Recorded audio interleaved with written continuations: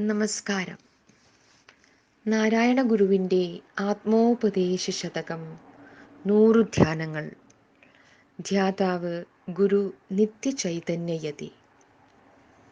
ധ്യാനം 77. പരമൊരുവിണ്ണു പരന്ന ശക്തി കാറ്റാം അറിവനലൻ ജലമക്ഷം ഇന്ദ്രിയാർത്ഥം ധരണി ഇതിങ്ങനെ 5 തത്വമായി നിന്നെരിയും ഇതിൻ്റെ രഹസ്യമേകമാകും.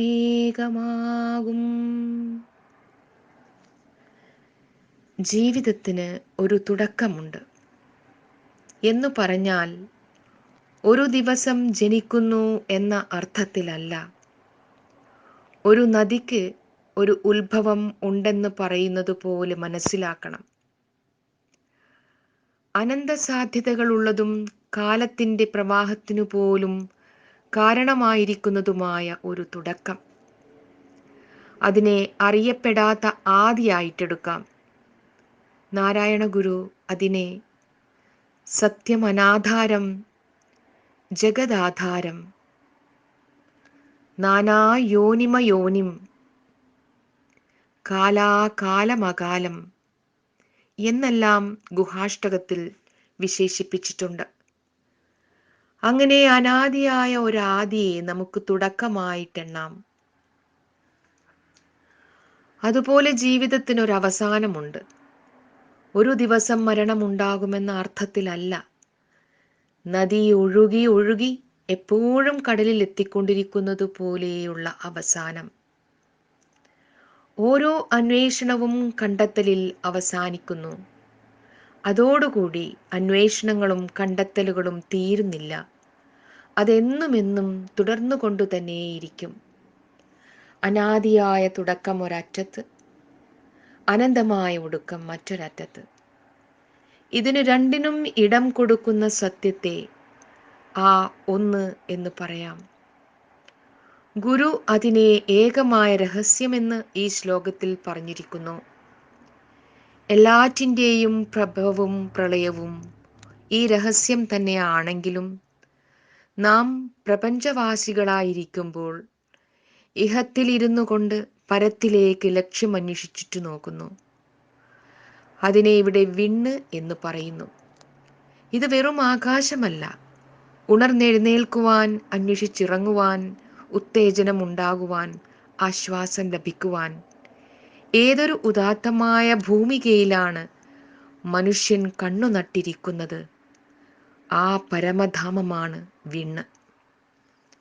അങ്ങോട്ട് നോക്കി ക്രിസ്ത്യാനി പ്രാർത്ഥിക്കുന്നു, അത്യുന്നതങ്ങളിൽ ദൈവത്തിന് സ്തോത്രം, സ്വർഗസ്ഥനായ ഞങ്ങളുടെ പിതാവേ എന്നിങ്ങനെ. ഗുരു പരത്തെ വിണ്ണിനോട് സദൃശപ്പെടുത്തുന്നത് ആകാശത്തിൽ ദൈവമിരിക്കുന്നു എന്ന അർത്ഥത്തിലല്ല. ഒരു ഉപരിതനാക്ഷത്തിന്റെ ധനാത്മക ധ്രുവം തൊട്ടു കാണിക്കുന്നു എന്ന് മാത്രം. ആധാരത്തിൻ്റെയും ഔന്നത്യത്തിൻ്റെയും മധ്യത്തിലാണ് ഈ പ്രപഞ്ച പ്രതിഭാസം വിലാസം ചെയ്യുന്നത്. ഒരു നിശ്വാസത്തിന് ഉപയോഗിക്കുന്ന പ്രാണവായു മുതൽ കടലിനെ ഉരുട്ടി ആകാശത്തിലേക്ക് എറിയുവാൻ കെൽപ്പുള്ള ചണ്ടമാരുതനും, മരങ്ങളെ പുഴക്കിയെടുത്ത് ഒരു നാട് മുഴുവൻ നിമിഷങ്ങൾ കൊണ്ട് നശിപ്പിക്കുന്ന ചുഴലിക്കാറ്റും വരെ എത്രയെത്ര തരത്തിലാണ് വായുവിൻ്റെ വിക്രിയകൾ. അതുപോലെ ഈ ഭൂമണ്ഡലത്തിലും ആകാശവിധാനങ്ങളിലും നിമിഷം പ്രതി സംഭവിച്ചു കൊണ്ടിരിക്കുന്ന ചലനാത്മക ശക്തിയെ ഗുരു ഇവിടെ കാറ്റിനോട് ഉപമിച്ചിരിക്കുന്നു. ഇഹത്തിൽ നിന്ന് പരത്തിലേക്കും, ഉൽപ്പത്തിയിൽ നിന്ന് പ്രളയത്തിലേക്കും, സാധ്യതയിൽ നിന്ന് സിദ്ധിയിലേക്കും, സങ്കല്പത്തിൽ നിന്ന് സാക്ഷാത്കാരത്തിലേക്കും ജ്വലിച്ചുയരുന്നത് ജൈവപ്രവാഹത്തിൽ ശാരീരിക ധർമ്മങ്ങളായി ഒളിഞ്ഞിരുന്ന് നടത്തുന്ന ചയാപചയാദി പ്രക്രിയകൾ. അന്തരസ്ഥമായ അറിവ് മുതൽ മനസ്സിൻ്റെ ബോധതലത്തിൽ അങ്കുരിക്കുന്ന സ്ഫുരണങ്ങൾ, പൊട്ടിത്തെറികൾ, ആളിക്കത്തൽ, യുക്തവും അയുക്തവുമായ വിചാരധാരകൾ, ഒരു കോടി ദിവാകരരൊത്തുയരും പടി വന്നു ചേരുന്ന ബോധോദയം എന്നതിനെയെല്ലാം ചേർത്താണ് ഇവിടെ തീ എന്ന് പറഞ്ഞിരിക്കുന്നത്. ഇന്ദ്രിയങ്ങളും ഇന്ദ്രിയ വിഷയങ്ങളും തമ്മിൽ പുണർന്നു കിടക്കുന്നത് മണ്ണും അതിലെ നനവും പോലെയാണ്.